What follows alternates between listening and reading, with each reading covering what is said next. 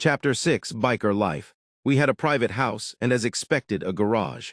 Brick-built old, with iron doors and a permanent smell of gasoline and wet rags. That's where everything happened. Everyone gathered there, the local thugs, the musicians from class. Some came to strum guitars, some just to hang out, some to smoke or sip something from a label-less bottle.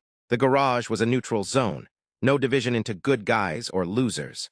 Music played there, cans clinked. Jokes flew, arguments sparked, but most importantly, we lived.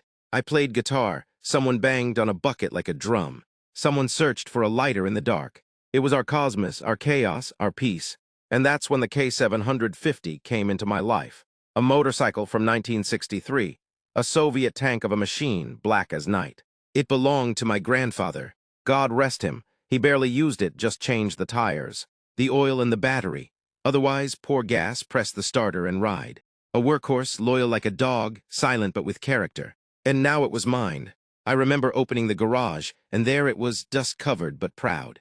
Rusty handlebars, chipped chrome, old tires, but alive.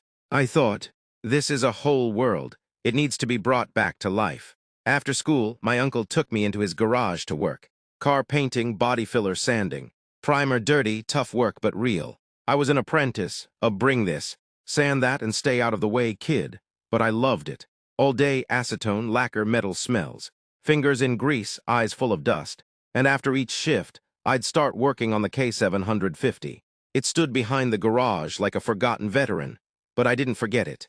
Bit by bit, I painted the frame, rebuilt the fork, fitted a new tank, crafted a seat from some old leather I found on my uncle's shelf. And then I realized this wasn't a K750 anymore. This was a chopper, a real one, mine. I was the first biker in my village.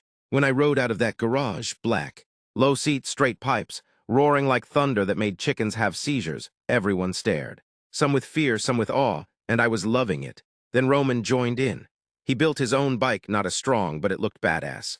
And that's when our races began. We tore through the entire district, knew every shortcut, every back road. The asphalt ours, the roads ours. And the cops, they could never catch us. They'd turn on their sirens, and we'd already be in the trees, down a ravine, or weaving between houses where cars couldn't follow.